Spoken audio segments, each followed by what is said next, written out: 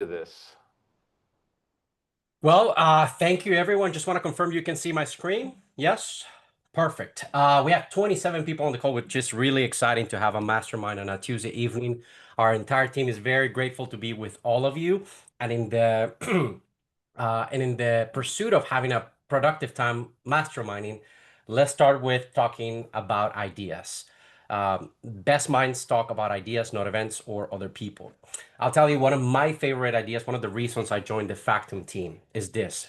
The perfect life is having abundance in all five areas of life. In our team, we believe that your life has five key relationships, five key areas. Your relationship with your spiritual life, your personal, your family, your financial life, and also with your occupation or your community. And the purpose of us teaching you financial management and the infinite banking concept and the use of whole life insurance is for you to create abundance financially that allows you to express experiences and abundance in every other area of your world. This is an idea that we all believe in, subscribe to, and hopefully you see for us is not just about dollars and cents, but about the fact that we want to have meaningful, tough families, businesses, communities, churches, spiritual communities around the country, and we start with one family, one business at a time. So this idea, very fundamental. I know it's going to come back around as Paul, Wade, myself, Jeff, Kyle talk more about this conversation around the 401k. And I want to contrast this belief system with the following. This image you see here, pardon the low resolution, is a screenshot or a photo Kyle and I took recently at a conference. It was the Keller Williams Mega Agent Camp. 4, 5, 6,000 agents across the country coming to get together in San Antonio. And from the main stage, the CEO of the company shared the statistics. And the premise of the conversation was this. How come the United States ranks as number one by GDP? You'll see here on the left, the gross domestic product. We are the richest country in the world. And as we go down criteria, we see the contrast between success, versus quality of life. The second column you see here is that GDP per capita. We go from number one to number eight. If we go to surveys that measure happiness across countries, the United States ranks number 24. If we go to life expectancy, now we drop to number 50. And finally, if you go to health, we drop to number 70.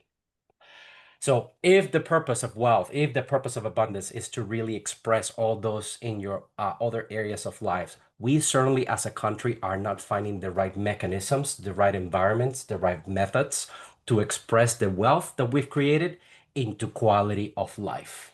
So I'll stop there. I don't know if you have any thoughts. I will have the path of money right after this, but I want to give you all a chance to share any thoughts you have. Yeah, I think my thoughts on that, David, is if you really ask people, like, why do you have a qualified plan? Why was a Roth IRA recommended to me when I was 16 years old? My grandfather set me up with a Roth, put $1,000 in and said, if you fund this now, you could retire when you're 40 or 50 years old. And that sounded awesome as a 16-year-old who didn't enjoy working, and I definitely didn't like going to school, right? So retiring early, that's like, sign me up. Well, I came to realize that later in my life, in my mid 20s, when you find your purpose in life, and the purpose is abundance in all those areas. I never really wanted to retire. What I wanted is to express my life and live it to its maximum potential. That's a life you wake up and you want to live every single day. You don't want to retire from the work you're doing. You don't want to retire from your family life. And so for me, the realization was abundance is what I'm actually after. And the only purpose of having money or wealth or income is not to just have a cool number that sounds great when you're telling people what your net worth is. It's only there to fund your health, your experiences, the amount you can give. The tool is money, and it should be used to fund the ideal life. And what we're seeing from the largest real estate company in the world is data that they're gathering from other sources saying, we have so much income in our country, but it does not translate to abundance in other areas of our life. Why is that happening? Maybe something is wrong in our path of money, which is what we're going to be talking about tonight, where the sequencing is off and we're missing something that could be costing us way more than just finances. Yeah. I'll give you one model, and I'll preface this with the following. We at Factum don't talk about bad or good, better or worse. We just observe from awareness what's common, what's uncommon for you to decide from a place of understanding and confidence what's best for you and your family. We don't know what's best for you, only you know. So let me show you an idea that we teach constantly. You might have seen this. You'll get sick of us saying this, but it is very powerful and very important, which is why we have repetition on it, which is the path of money. And we use this framework to make sure we're sitting next to you in the booth in the same side on the same side of the booth, looking in the same direction. It's a way to find agreement. So let's take a look at this. I'm going to show you this is uncommon, but this is likely the path that most people would use to find health with respect to how money moves through their lives. And I'm gonna show you what the common American is doing, and then we'll jump into a conversation about that 401k, Kyle. So the premise of the path of money is pretty simple. I'm going to overlay it on top of your financial statement. In your financial statement, there's two components. Your income statement, money comes in, goes out, income comes in, you spend. And the premise here is that income will come in and become cash flow. And with cash flow, we can only do four things in our life. If you find a fifth one, please call me and let me know. Step number one that you can do with cash flow, you can spend money. We all enjoy spend money. I hope you enjoy spend money because we need to have abundance in our life with family, with spirituality, with ourselves. Number two, you can donate money. And hopefully all of us do. America is one of the most generous countries in the world. So this is certainly a significant item in our P&L or profit and loss statement. After those two items, we call this savings. And I will say this out loud with pride. Our company is in the business of making savings sexy again. Okay. And this is the reason. Savings, if you've never thought about this, is the only thing that gets to move to your balance sheet for you to control and own assets. I'm going to say that again. You can use your savings or someone else's savings to control and own assets in your balance sheet, which is the part that we're about to talk. And in your balance sheet, there's the other two activities you can do with cash flow. You can hold some of it, and we call this green box the foundation of your balance sheet.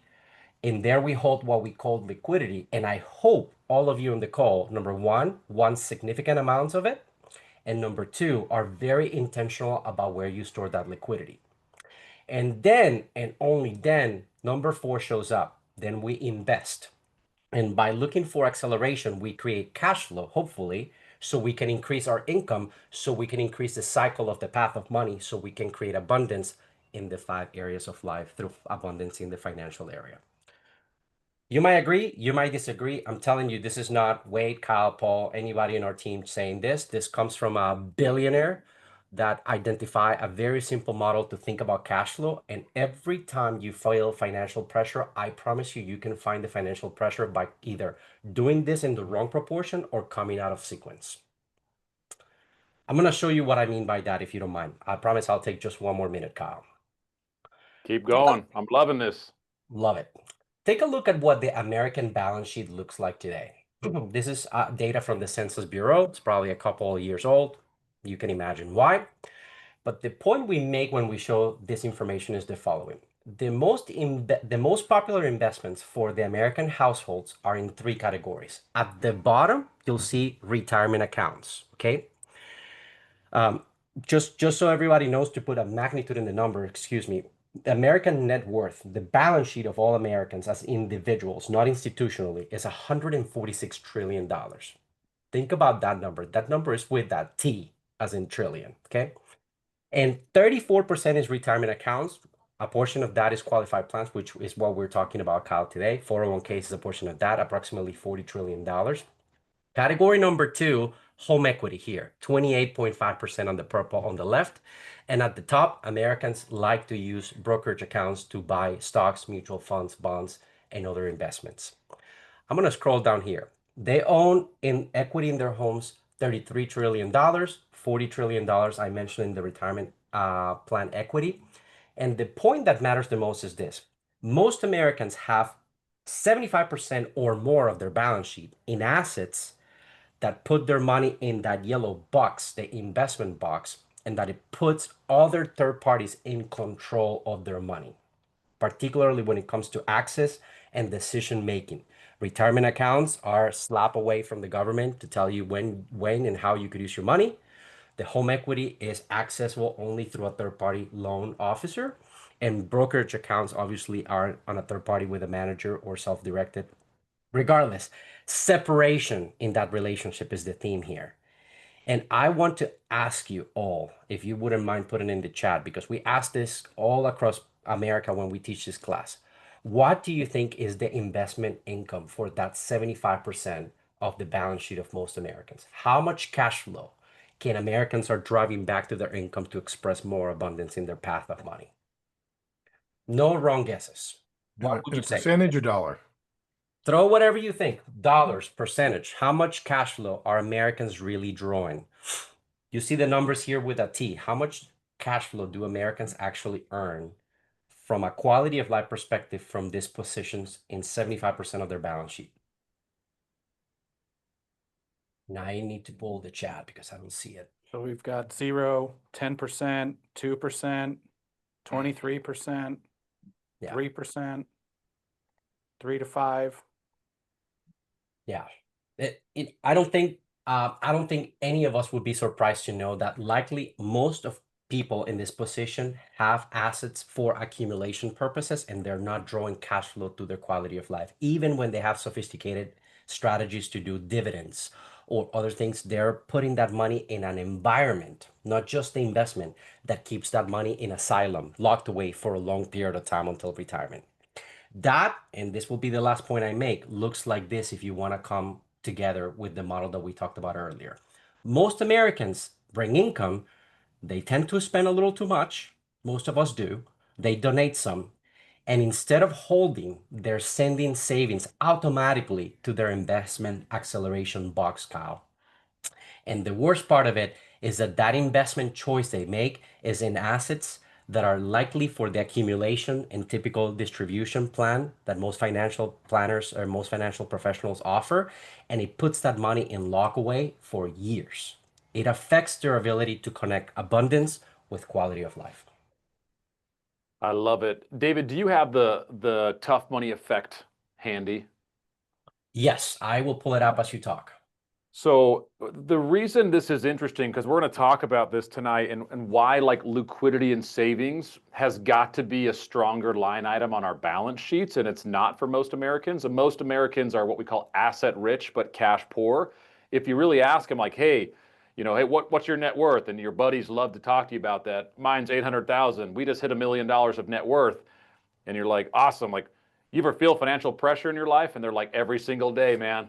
Like, how do you feel financial pressure if you got $1 million net worth? Because it's usually in home equity, retirement accounts. It looks really good on paper, but it doesn't translate to a life well lived because we need income to have the family vacations, to work out and eat the way we want to work out, to live the way we want to work. It's a cash flow problem. That's why Robert Kiyosaki wrote the #1 best-selling finance book of all time, Rich Dad, Poor Dad.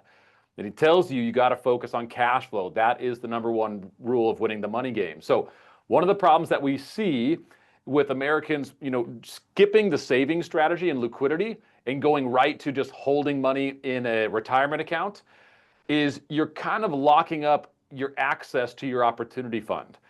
And it's not an if conversation, it's a when conversation. When are events going to happen in your life? And so, what we're looking at here is this financial pressure. Either we have too much investment equity and not enough liquidity buffer, so we feel financial pressure, or people are on the reverse saying, I've got too much in savings and I'm not generating any cash flow, so I've got to start investing. What's interesting is if you haven't been watching Warren Buffett, arguably the best investor of all time, he's sitting on a 30% liquidity reserve in his portfolio right now. Why would the best investor of all time be converting things to cash unless he's looking at this saying we're about due for an event? Now, Jeff, events could be lots of different things. Recessions, accidents, Job loss, job loss, divorce. It could be massive opportunity. Let's go back to 2008. My family, when we didn't know some of these principles, we got crushed in 2008. But families a few years later bought real estate at a supreme discount that we might not ever see again, and they created fortunes during the same event. And the difference was one family had access to liquidity and understood that. The others did not. Yep. And so let's maybe shift gears now, David. Let's jump into a qualified plan calculator, and let's get into some of the math behind what's going on with these qualified plans. Because if you look at the American balance sheet, that is the most popular place for Americans to store money. And I really wanted to know, why is that?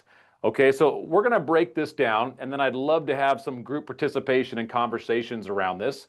And let's just look at a 35-year-old. Okay, so this was me last year. Maybe I should change it to 36. No, 35 is fine. This is me right now. And let's assume I want to retire at 65. And so we're going to look at this over a 31-year time period. Now, let's assume I've been doing a lot of things right. I got a good job. I'm working with a good company. And I've been putting money into my 401k for the last 5, 6, 7, 8 years, right?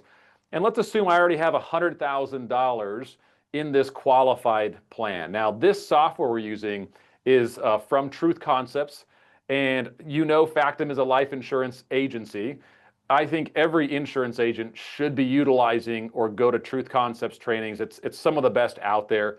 It really helps us engage with our clients to get behind the math and really see what's going on from a lot of different perspectives. So that's the software we're using tonight. And so if we already have $100,000 in this 401k, and right now I checked just 30 minutes ago, for 2025, the max you can put into your 401k is $23,500. So let's make the math easy and just assume we're going to put in $23,000 a year. And so we're going to be max contributing to this 401k plan, which is definitely something that is highly recommended in the big wide world. Let's look at an earnings rate now. And, I think when you really look at this, most people will say, if I'm going to be invested in the stock market or some type of index, we're going to be earning 8, 9, 10. Sometimes you hear it lower, sometimes higher. Yep. Over a 30-year time period, let's just be conservative and say 8% is going to be the earnings rate over the 31 years. Now, what you'll notice over here on the right, and I made my mouse cursor intentionally gigantic so you guys could see this, right? My eyes are not that bad yet. So gross account value is over $4 million. So if you're looking at this as a 35-year-old saying, yeah, 31-year runway, 8% on average, $4 million, that's a phenomenal place to be storing money, right? And so, one of the other benefits I think that we get, in addition to like compound interest, right? Average rates of return over a long time, there should be a lot of money in this account. $4 million sounds like a lot. One of the big ones, Jeff, is an employer match. Yep. And I don't think everyone really understands how the employer match works, because you can kind of tell me if I'm off on this, but like when I hear people say, yeah, but I get an employer match, I get like a 50% match, this is like free money. What goes through your head when you hear something like that? Well, if it's a 50% match, then I should have 50% more of the money if I could keep it that first year, right? So if I put in my 23,000 and they match it and I get, $12,500 and they give it to me and I can take that out immediately, then sure, for a 1-year period of time, that's where the math, where you hear those terms. But that's the importance of having a software like this, is because we can actually show how that relates to reality, that it's, it's more than just 1 year that we're looking at. And so that effect is diluted over the 30-year period of time that we have, because the money is all compounding together. So let's break this down. Because I think when people hear like 50% match, it sounds like that's free money and I should be 50% better. Yep. But the way the match usually works with, if I'm making $150,000 a year, the match might be 50%, of like a top contribution of like 6% of my income. So let's just assume I make like $150,000 with this company, and they're gonna, max contribute up to 6% and 50% of that, right? So 6% of 150,000 is $9,000, and 50% of that is $4,500. So the way this actually works, if you're getting a 50% match, the max contribution would be $4,500 in this situation. So this is an interesting one, right? Because when people hear this, and I want you to look up here at the top, average rate of return, if we turn off the employer match, I want you to watch this. Average rate of return is 8% over the 31 years. Watch the actual net IRR when we turn on the employer match. It definitely goes up, but it doesn't influence that much on the qualified plan. I'm not saying don't get excited about that, because this might be something you still want to take. But when people say it's free money and it's 50%, if you look over here on the gross account value, $4.4 million. If we turn it off, 4.1. So over a 30-year time period, that's $300,000. That's not a little bit of money. No. That's a lot of money. But it's not 50% more. But it's not 50%. Our rate of return doesn't go from 8% to 12 if we're getting 50% more, is the point I'm trying to make there. So definitely something worth taking on if they're going to offer it, right? But my mind kind of goes to, if these are the most popular plans, most Americans keep their wealth in these types of qualified plans, why would the government give me an incentive as an employee to contribute to one of these? And why would they give the business owner a deduction to match a portion of the contribution? It's a great question. That is a great question, right? I kind of want to know the answer to it, and I did, which is why I started looking into some of these things. Now, I think the next big one that people really enjoy is the tax deferral. Nobody wants to pay the tax man today. Like that's a future me problem. Nobody wants to pay the tax man, right? And this is an interesting one too, because let's assume I'm making $150,000, but I have some deductions in my life already. Maybe we're writing off the mortgage interest, things like that. So let's assume like what I'm actually getting taxed on, my taxable income is like $120,000. Well, that means we would be in a 22% tax bracket currently. So what I'm forfeiting now is I'm saying I am willing to take a tax to deferral to save myself 22% on taxes now, and we're going to defer that. So a tax deferral doesn't mean you never pay taxes, it just means you pay it later. And I'd actually love to know from the chat, like, do we think taxes are going up or going down in the future? Let me go to these comments. Up. Up, up. So we're 2 for 2, 3 for 3. We get to ask this question uppity up. That is like, yeah, I want to know what you know, Paul.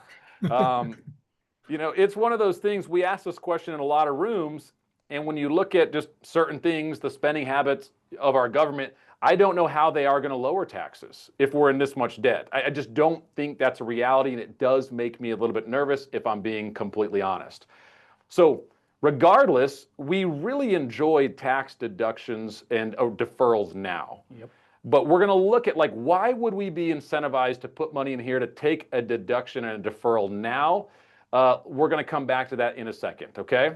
So we got if we turn the tax deferral on now, watch what happens up here again. Our actual net IRR is 8.31 with that employer match. If we turn on the tax deferral, that shoots up to 9.41, but the account value doesn't change. Who can tell me why that is happening? Why would, when we're factoring in a tax deduction, why does it not change the account value, but it changes the internal rate of return on the qualified plan? Who knows the answer to that? I'll give you a hint. Robert Kiyosaki talks about this all the time. What do we got here? Gross versus net. Okay, gross versus net. No more money into the account. It's just accounting for your portion. Okay, I think that's the answer right there. It's OPM. The reason that's having a positive effect up there is because you're using OPM. You're using other people's money. In this case, it's the government's money. So technically, that's not yours going into the deal. And so it will artificially push up your rate of return because it's technically less of your money out of pocket. Does that make sense to everyone? It's the same thing where people say, like Robert Kiyosaki says, you get an infinite return if you use other people's money to buy your investments. Because you didn't put anything into the deal. You have nothing into that deal. So if any return comes out of it, it's like infinite for you because it wasn't even your own money. So that's why it's kind of going up. Now, that's a pretty good situation. If we're looking at this over 4 million, actual IRR of 9.41. Now let's bring up a management fee because someone's got to manage this account to make sure all of this is going to happen.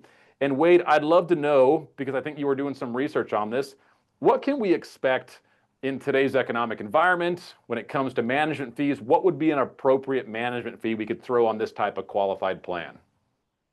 Well, so it depends on what you're looking at, right? So if you're looking at the published management fees, those can typically be anywhere, again, if you go for a low expense 401k plan, you could be at even less than 1% maybe. To some plans, it'd be in 1.5%, maybe somewhere in that neck of the woods. But like most things, the truth is typically under the covers. Because one thing they don't have to publish by law is transaction fees. So again, if they're doing a lot of buying and selling, if you have a big market corrections and they're having to sell multiple times or take different positions, different hedging styles, all those things come into play, and they don't absorb those costs; they pass them along. And so I'm going to go back. I read an article in Fortune magazine. You can look it up, and it was in 2012, I believe. And that article stated that fees could go all the way up to 4.5% if you would calculate all-in cost. Now, since then, there's been some legislation and there's been some efficiencies in different funds, but in all reality, the last things I've seen is like in reality, the fees can still be, go to Barry Dyke's book. He'll discuss that at length. Could still be at 2.5, 3.5% if you count all the fees. Now, again, what we've been taught and what we conditioned to think as the public is that, oh, it's a point or point and a half or whatever it might be. And so that's what we've been conditioned to think, and that's what we use. And even if you use just that, it's still going to be significant. But in all reality, it's going to be more, just because there's going to be things that are coming up that don't have to be listed. And this is why I think education is so important. I still have it today, that Roth IRA. I've had it for almost 19 years. And I can tell you with 100% certainty, I did not understand the fee structure that was built into there. I could not tell you what the fees were with that Roth IRA. Great thing to have, but I didn't have a whole lot of education on it, which could definitely be to my detriment. So this is something, if you have qualified plans, I'd highly recommend you start looking a little bit closer on, is there anything in there? Basically, we just don't want any surprises. Yep. We don't want to get later in the later stages of life towards retirement and have these like, oh no moments, or I wish I would have known that 20 years ago. It's something we hear in our industry all the time. So Wade, let's be conservative and we'll put 1%. Is that fair? I think that's probably ultra low, but sure, if you want to run that or start there.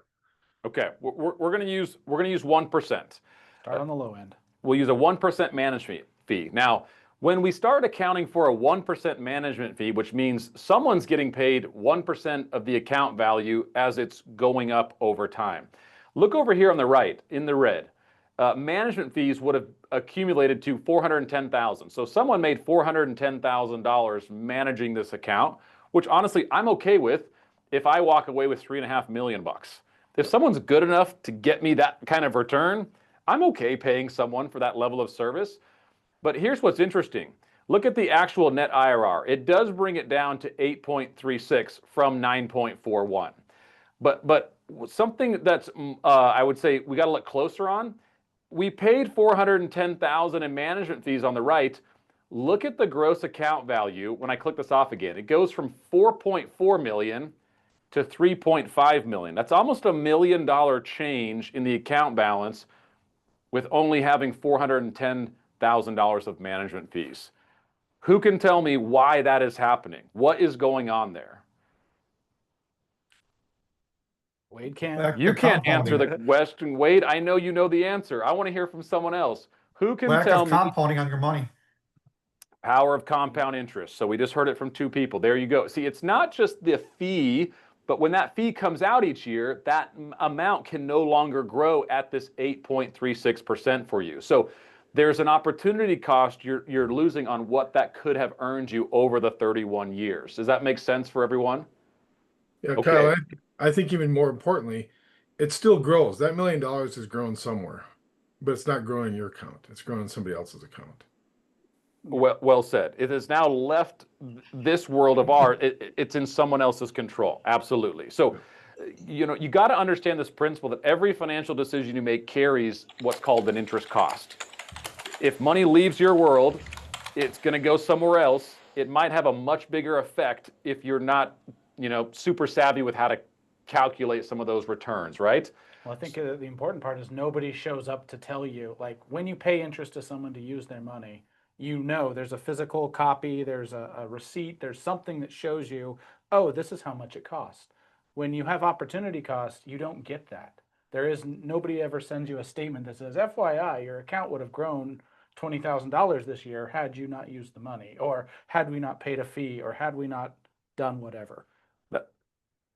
I could see that going two ways. Like that might be really helpful, like thank you, but that also might be the most annoying thing in the world. Like, I recently stopped wearing my Garmin watch, and I just went back to like my normal.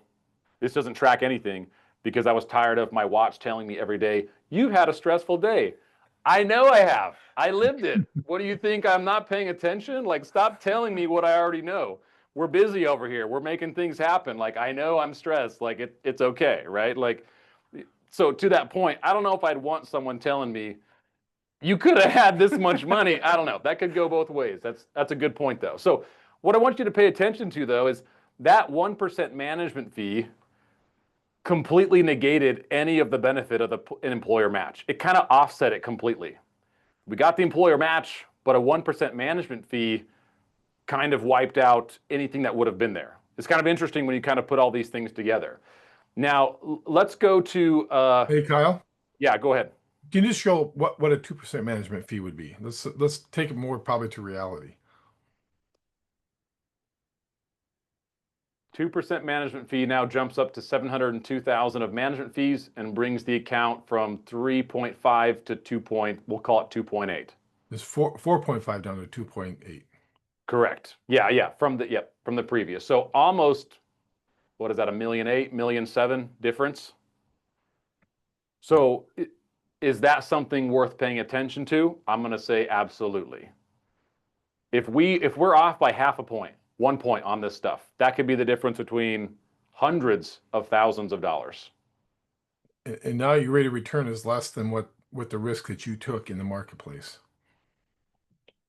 That's a good point. Well, and we're looking up here at the top. The other thing that's not taken into consideration is this is assuming that everything goes perfectly as well, that the market always goes up, that we always get those rates of return, which isn't reality, right? Like, so this is saying best case scenario, if we have those management fees and we have positive years and we have employer match and everything else, this is where we could be. But that's not always going to be that case. Yeah, life is not that, events, markets go up, markets go down. So the timing of this, and that's a good point. And I'd love to know your thoughts on this, David, because you had one of these plans. Jeff, you had one of these plans. I had a Roth IRA. So those concepts were introduced to me very early on in life, and I put a bunch of money into my retirement program going into 2008.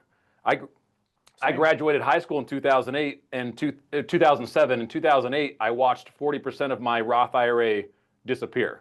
Yep. And the advice that was given to me, which I didn't think it was very good advice, is don't worry, you're young, like you have time to recover. That's a true statement, but the question I asked back was, what happens if I'm 58 and that happens? What if I go from 5 million and I lose 40% there? That changes your world. You can't tell me I still have time to go recover from that. So I'm not saying it's right or wrong, like we kind of started this whole thing with. It was just, it made me a little bit uncomfortable and said, I don't know, maybe there's a different path for me to pursue the way I want to live. And anyways, there were some risks there that I just weren't comfortable with. Any thoughts on that, David? I'll throw a little bit of history to put into context why we're having this conversation, because I think it's important. And I'll tell you this, I was like Senor Fidelity here, Mr. Wade. I was a Fidelity customer as well.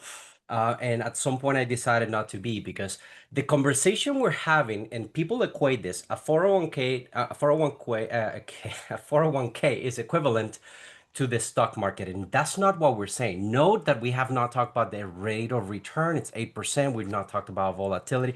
We're not talking about the investment vehicle inside of it. What we're talking about is the chassis.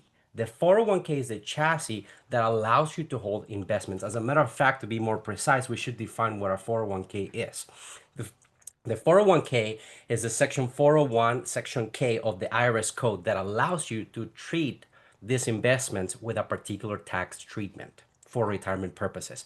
People can take money out of their paycheck and automatically send it to these vehicles and have two options. If you choose the Roth options, you will use post-tax dollars to contribute to this account and then have the option to invest tax-free into the future, or you can use the regular one and do a deferral, postponement of the tax and postponement of the tax calculation. If you hear me say something, let that run in your mind.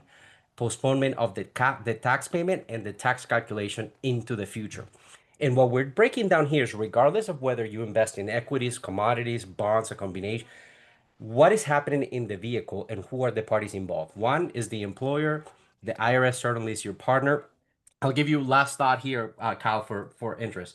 It's really interesting because if you roll back into the 60s, boom in Wall Street. At the beginning of the 70s, there's a lot of pressure on Wall Street. And in order to accumulate more market concentration of consumers into Wall Street, they start introducing lobbying and legislation in the government. In 74, if you've heard this expression, ERISA, Employee Retirement Income Security Act, starts to put these programs into place. And in the 80s, after IRAs, the 401k is lobbied and put into law by Congress because Wall Street was concerned that banks and insurance companies were taking too much of the marketplace in terms of the savings market.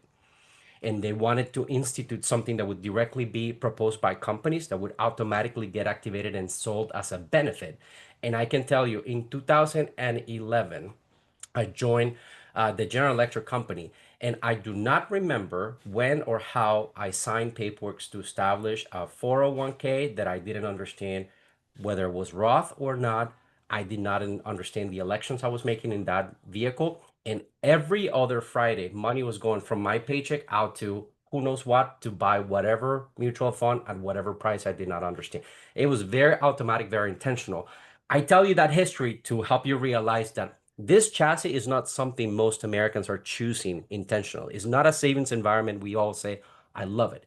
It's sold to us as a benefit from our employer, is proposed with a match that people don't understand, and it's certainly misunderstood with respect to the tax deferral and the tax deferral calculation, which is the other part that is really critical. So, David, I the other love little it. piece of information to that is the Secure Act 2.0 back in, I think it was 2020, created a law to auto enroll. So now new workers will be auto enrolled, which has increased the amount of money going into this chassis, right? And you have to many opt people don't out. even know. Yeah, You so have to opt out. right, you have to opt out, and then it also, most of them will have auto escalate. And that's why, 401k balances have hit an all-time high. I think it's somewhere around 7.5% of the average salary is deferred right now, with the last statistics out of Vanguard from a couple of years ago. Yeah. And that's obviously because of that auto enrollment. So people are getting pushed into this without even sort of, acknowledging or knowing about it sometimes. It was Jack Bogle's frustration. He said that Americans had too much control and too much flexibility, not regulation on contributions or withdrawals. So he got it after he died in 2020. Yep. Which again, we're not trying to say good or bad. We're trying to point out common versus uncommon with a lot of this stuff, and that how often are we taking the financial education to say we know what we're doing, why we're doing it, instead of just being auto enrolled in something, put somewhere where we have no idea what is happening, what is being invested in because of, oh, I got a match, or I don't want to pay as much taxes. Like, what's the advice that we're getting, and what's the framework by which we're getting it? And, Yep. and along those same lines, Jeff, how is it serving our purpose and what we want, right? Yep. Most people want access to cash or reserves, and they ultimately want cash flow. They don't necessarily want that asset. And what I'm hearing from this too is like the word intentionality comes to play. Like if you want a certain type of lifestyle, you have to be intentional with this. And it's why, we serve a lot of people in the Keller Williams world, a lot of real estate professionals. I cannot tell you how many people we meet that are self-directing their own retirement accounts now. I really love that idea because it tells me people are wanting more control of how their money is being invested into what. And I think that's a great thing. So let's talk about where we kind of went, deferring the tax and the tax calculation, because Like we said, we got the deferral and we were more than happy to take that. Now, when it's time to pony up, I'll tell you, I have 70-year-old clients I work with who have qualified plans, and I can tell you none of them want to take money from their retirement account because it's going to be taxed, and taxes might be higher in the future. We kind of all said they're going to go up. So let's just assume, and real quick, I know someone put it in the chat, let's look at a 3% management fee. That goes up to almost 900,000 of management fees. A 4% would push it over the $1 million mark. I know, Josh, I think you asked that in the chat, so I wanted to make sure we did not skip that. Let's go back though, and let's assume we're really watching this stuff. It's 1%. We know it's 1%, and we're gonna get back to our $3.5 million in this account. Okay. So now let's say I'm 65. We've done all the work. We're doing it now. We're ready to retire. I need to get this money because now I'm going to go live. And let's just assume I'm going to take it all at once. Okay, which is probably not going to happen. But let's just assume we're going to take it all at once because I kind of want to see like what kind of tax hit are we going to take, and then I want to go in and calculate what was the government's actual rate of return giving us the incentive to fund these plans. So if we factor in now the income tax cost at age 65, if we were to liquidate this account, let's just say I had 10 years to live or something. I found that out. I want all my money now so I can go live on this, right? The income tax hit we'd take would be $1,252,000.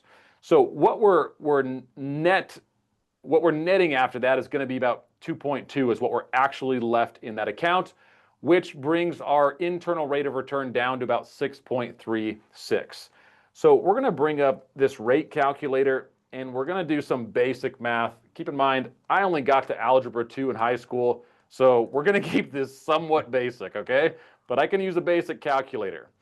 Now, if we had $100,000 in this thing originally, that was already in there when we started tracking. This is when we started paying attention to our plan.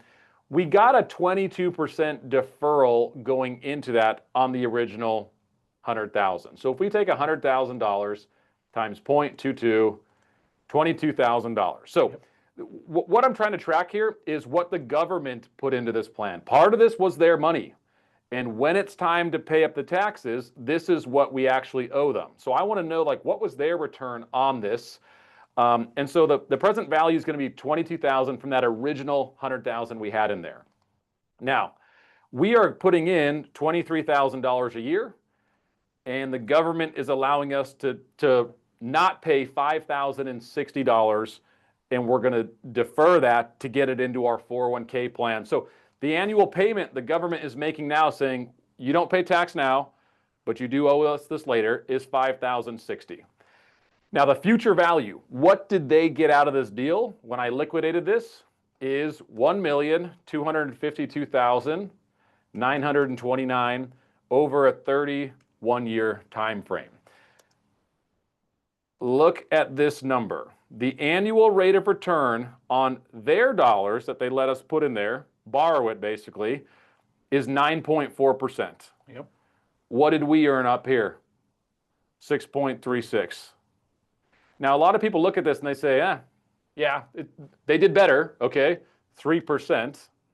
But that's not how financial math works. No, it doesn't. And so let's actually bring up another rate calculator, and let's just take our present value, which is 6.36, and the future value, which is what the government earned on this, 9.4. And if we look at that over 1 year, what this is showing us is the government did 47% better than we did in this plan. And how much risk did they take? How much risk did they take? Now, we made money. There's no question about that. But this, when I heard David and Paul talking about like automatic enrollment, this kind of makes me wonder less why people are automatically enrolled in certain plans. There's got to be something here. And it's one of my favorite books, Becoming Your Own Banker by Nelson Nash. If you haven't read this one or reread it, it'd be worth a read. This is on page 66. I remember reading this like 11 years ago, and it was like, yep, that's kind of how I feel about a lot of this. But he says, when government creates a problem, high taxation, and then turns around and creates an exception to the problem they created, cue retirement plans, aren't you just a little bit suspicious that you're being manipulated? What an interesting thing to say, right? And, we're not here to say right or wrong, bad or good, but like when I really look at the math behind this, I have to ask myself the question, who are these really built for? I don't think they were built for the consumer. This is an extremely brilliant plan. If I needed more income in the future, I would try to automatically enroll as many people into this plan as possible. Now, this is saving money, investing money. Those are phenomenal habits. And David, I'd love to kick it back to you for this, but like this money has been sitting in here earning 6.36. The government's return beat ours in this example, but what was the real opportunity cost of not having access to liquidity and capital in our life during this 31-year time period? Yeah, it goes back to that path of money where it's locked up. That path of money. And I'd love to open this up to everyone. David, thoughts on that? Paul, Wade, Monty, anyone on the call? Is there something more going on here financially, aside from finances, that like, is this costing us the most ideal lifestyle by essentially locking up money for 31 years to get what type of return on this? And there's a lot of ifs in this conversation. This is if taxes stay the same. This is if management fees are only 1%. This is if the market always goes up. Any thoughts on that? Let me show you an image to support the conversation. I'll let everyone chime in, but let me share my screen for a second, if you don't mind. If you want an example of what we're talking about in this model of the path of money and locking money away, this is a real exercise we ran with real numbers for retirement, projecting what is required over a lifetime to do with the money. If you want to see the movement of money is represented by this blue line. You're going to accumulate money for 30, 35 years, and then you're going to have a distribution that allows you to have more income in an increasing rate because of inflation, and hopefully you do not outlive your money. You're going to accumulate assets for 30 years. At 65 or whatever retirement age, you're going to do distribution. That's the shape of most typical financial planning. And the part that we don't talk about is this. In the pursuit of that passive income for 25, 30, whatever the life expectation we have, we are foregoing having income, having cash flow by locking that money away for 20, 30, 40 years sometimes. That's the shape of the paradigm of accumulation and distribution. Any thoughts on that? Yeah, one thing this doesn't show, David, is money doesn't cry. Money doesn't have sleepless nights. Money doesn't have worry. So what I've seen just in my couple of years in this industry, in having conversations with a lot of people, is like people have fear that they're going to run out of money. You made that comment. They have a fear they're not going to have enough, right? What was the commercial? What's your number? Like everybody's chasing that accumulation. What they really want is some certainty, some clarity that an asset doesn't give them. And so, they've sacrificed. Then they get to a certain time in their life. Now they're forced to consume, and they have to consume it in a scarcity mindset because people with assets are fearful. People with income are happy. And so, but what the typical 401k does is it puts us in an asset position and fearful that we're going to run out of money. Going along with what you just said, Wade, I was on a call today and they said 68% of people in retirement are more afraid of going broke than dying, that they're going to outlive their money. Yeah. And what it was saying is the qualified plans has already failed one generation and it's getting ready to fail a second generation. What bothers me about the industry as a whole is sometimes the lack of, sitting down. So I see very little education with regards of should you choose, a Roth 401k, which is a relatively new vehicle, but now nearly present in all retirement plans, but very, very underutilized. So if you're early in your career and you're making, in that $200,000 range, and you can get your taxes down into the low 20s or even teens by doing some tax planning, you are so much better off accumulating that money into a Roth 401k. You don't have the tax risk down in the future. You don't have the US debt risk, right? 30% of our US debt is rolling over in the next, I think, year and a half, which is going to be at a higher interest rate. I think the average interest rate on US debt right now is 3.3%. It's going to go up with where interest rates are. So there's no, strategic discussion with enough people saying, look, at this age, you should be dumping everything into a Roth. And really, the other main thing is when you do a 401k, you exchange the ability to use long-term capital gains, which right now are 0, 15, or 20%.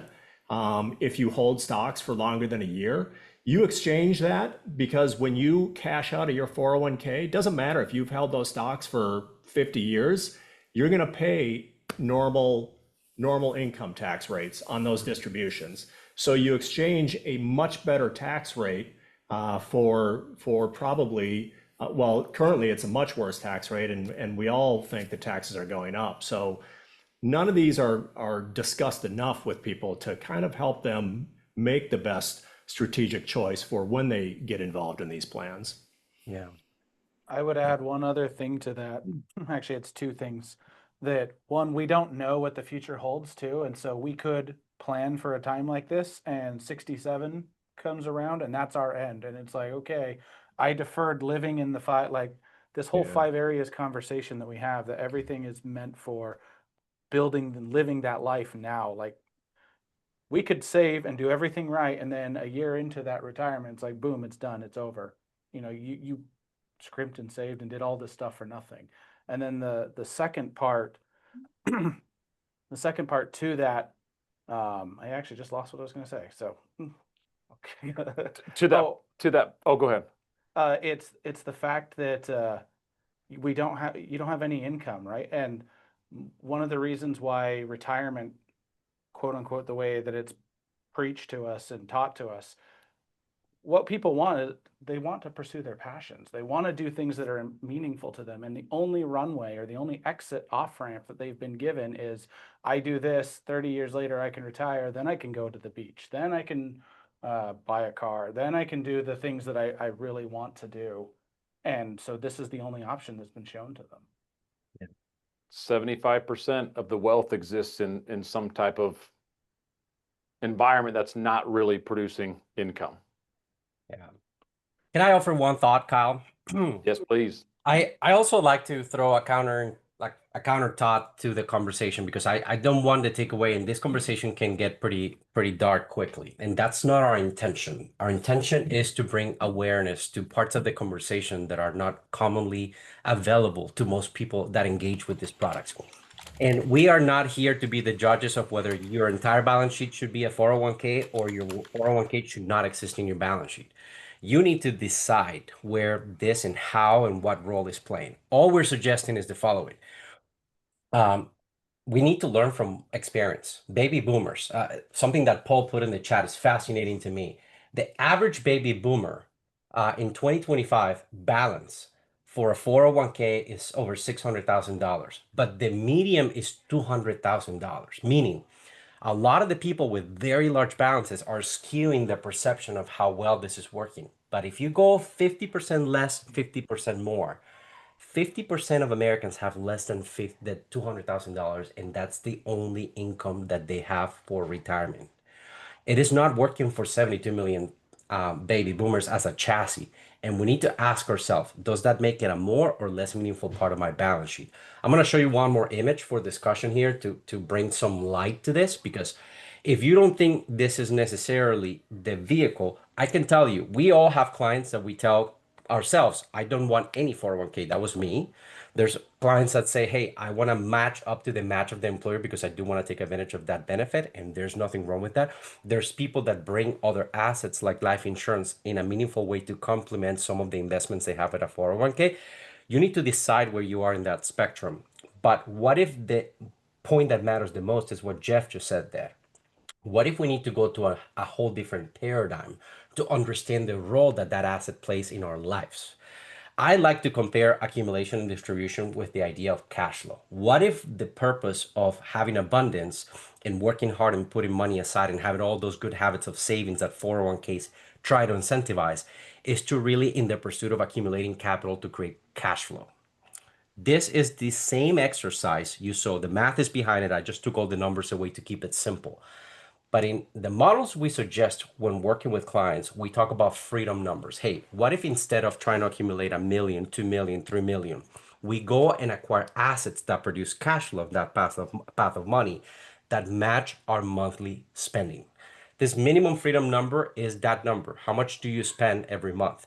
And instead of taking you 30 years, it may take you 10, 15 years to buy enough cash flowing assets that make up the 5, the 6, the 10, the $15,000 you spend a month.